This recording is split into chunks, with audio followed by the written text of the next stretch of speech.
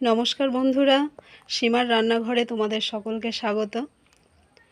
আজ রবিবারের দুপুরবেলা আমি রুই মাছ কয়েক পিস নিয়ে চলে এসেছি। তোমরা সবসময় দই কাতলা নামটা শুনেছো, রান্নাটার সাথে খুব পরিচিত তোমরা। তো আমার কাতলা মাছ নেই ঘরে, এখানে রুই মাছ কেনা ছিল। আর মাছের দাগাগুলো বেশ বড় বলে আজকে আমি দই কাতলার বদলে দই রুই রান্না করে দেখাবো। দই কাতলা মাছ রান্না করতে গেলে যা যা উপকরণ লাগে ওই সেম একই উপকরণ দিয়েই আমি দই রুই রান্না করে দেখাবো। তো চলো তোমরা দেখতে থাকো দই রুই কেমনভাবে আমি রান্না করি। প্রথমে আমি 4 পিস রুই মাছ নিয়েছি। মাছগুলোকে একটু লঙ্কার গুঁড়ো, হলুদ গুঁড়ো আর লবণ দিয়ে ম্যারিনেট করব, আর সাথে একটু সাদা তেল দিয়ে দেব, দিয়ে মাছগুলোকে ম্যারিনেট করে নেব। দেখো বন্ধুরা, এইভাবে আমি মাছগুলোকে ম্যারিনেট করে নিয়েছি। আর এখানে কড়া বসিয়ে কড়ায় আমি সর্ষের তেল দিয়ে দিয়েছি। তেলটা গরম হলে মাছগুলো হালকা করেই ভেজে নেব, খুব বেশি কড়া করে ভাজবো না। এখানে মাছগুলো আমি ভাজতে দিয়ে দিয়েছি। মাছগুলো যতক্ষণ ভাজা হচ্ছে চলো আমি তোমাদের মশলাগুলো দেখিয়ে দিই। দই রুই রান্নার জন্য আমি এখানে একটা পেস্ট বানিয়ে নেব। এখানে আছে পোস্ত, গোটা মৌরি, একটা কাঁচা লঙ্কা, একটু লবণ আর গোটা কত কাজু বাদাম আমি একসাথে পেস্ট করে নেব। মাছ ভাজা হয়ে গেছে। মাছ ভাজার পর যে তেল রয়েছে ওই তেলেই আমি তরকারিটা বসাবো। এখানে আমি গোটা ফোড়ন দেব, গোটা শুকনো লঙ্কা, তেজপাতা আর একটু গোটা গরম মশলা নিয়েছি। কড়াতে আমি পেঁয়াজ বাটা দিয়ে দিয়েছি। পেঁয়াজ বাটাটা একটু ভাজবো যতক্ষণ কাঁচা গন্ধটা না যাচ্ছে। একটু ভাজা ভাজা হয়ে গেলে তারপর আমি আদা রসুনের পেস্টটা দিয়ে দেব। এখানে আমার পেঁয়াজটা অনেকটা ভাজা ভাজা হয়ে গেছে, পেঁয়াজের কালারটাও চেঞ্জ হয়ে গেছে, আর পেঁয়াজের কাঁচা গন্ধ সেটা অনেকটা চেঞ্জ হয়ে গেছে।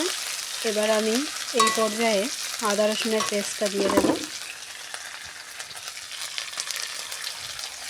আদা রসুন পেস্টটা দিয়েও ভালো করে ভেজে ভেজে নেব।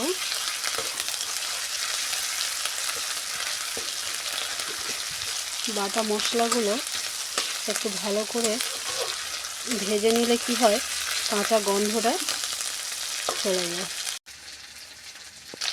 এখানে আমার আদা রসুন পেঁয়াজ বাটাটা বেশ ভালো করে কষানো হয়ে গেছে।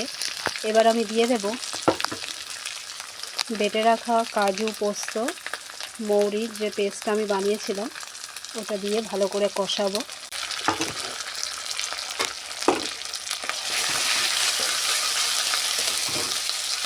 কত সুন্দর একটা গন্ধ ছেড়েছে, দারুণ।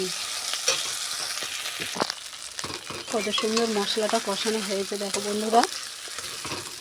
ঠিক এরকম পর্যায়ে আমি যে মেন উপকরণটা দই, এই যে ফ্যাটানোর টক দইটা এবার দিয়ে দেব। কত সুন্দর দেখতে হয়েছে একবার দেখো বন্ধুরা মশলাটা। আর যে মৌরি দিয়েছিলাম সেই মৌরি বাটার এত সুন্দর একটা গন্ধ ছেড়েছে, তোমরা না বানালে বুঝতে পারবে না। তো এবার আমি দিয়ে দেব একটু জিরে গুঁড়ো আর একটু ধনে গুঁড়ো। আর বেশি কিছু দিতে লাগবে না। দই রুই বানাতে আমি আর বেশি কিছু মশলা ব্যবহার করব না। এখানে আমার যা যা উপকরণ দেওয়ার দিয়ে দিয়েছি। আর একটাই জিনিস বাকি আছে, সেটা হচ্ছে জল। মশলাটা ভালো করে কষানো হয়ে গেলে তারপর আমি জল দেব।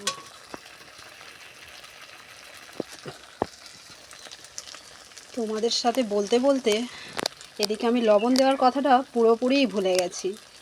তোমরা যখন রান্না করবে মন দিয়ে করবে, আর কোনো কিছু দিতে ভুল করো না যেন, বিশেষ করে লবণ মেন উপকরণ। হ্যাঁ, সেটা দিতেই আমি ভুলে গেছি। তো লবণটা দিয়ে দিই। দিয়ে মশলাটাও আমার প্রায় কষানো হয়ে গেছে। দেখো ওপর থেকে এবং সব দিক থেকে 4-5 থেকে তেল ছাড়তে শুরু করে দিয়েছে। লবণটা দিয়ে আরও ভালো করে মাখিয়ে আমি জল ঢেলে দেব। আমার মশলা কষানো পর্ব পুরোপুরি শেষ। এবার আমি জল দেব। বেশি জল দিতে লাগবে না, যেহেতু দই রুই, গ্রেভিটা একটু ঘন ঘন হবে, মাছের সাথে গায়ে গায়ে হবে, তাই আমি বেশি জল দেব না। ঝোলটা ফুটে উঠেছে, এবার আমি ভেজে রাখা মাছগুলো দিয়ে দেব। চলো ভেজে রাখা মাছগুলো দিয়ে দিই।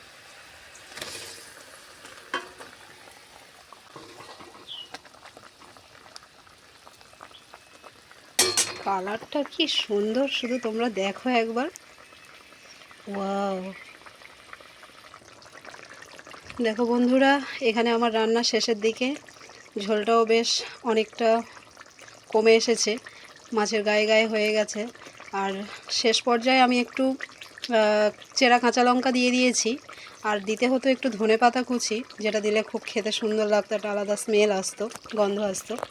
সেহেতু আমার বাড়িতে আজকে নেই ধনেপাতা, আমি দিতে পারলাম না। তোমাদের হাতের কাছে থাকলে তোমরা দিয়ে দেবে, দিয়ে নামিয়ে নিও। এখানে আমার রান্না কমপ্লিট হয়ে গেছে, আর কিছু বেশি কিছু দিতে লাগছে না। মোটামুটি এই উপকরণেই দই রুই বা তোমাদের বাড়িতে যা যা, যেমন রুই মাছ, পোনা মাছ, যে কোনো মাছ দিয়ে এরকম রেসিপিটা বানিয়ে নিতে পারো। সবসময় যে কাতলা মাছ দিয়ে বানাতে হবে এমনটা নয়, কাতলা মাছ ছাড়াও রুই, পোনা মাছ, এইসব পাবদা মাছ, এসব মাছে কি বেশ খেতে ভালো লাগে। তো তোমরা বাড়িতে বানিয়ে দেখো। আমার রান্না সম্পূর্ণ হয়ে গেছে। চলো টাটা। দুপুরের খাবার রেডি। চলো, আমি তো খেতে বসে গেলাম, তোমরাও যে যার খাওয়া খেয়ে নাও। আবারও টাটা।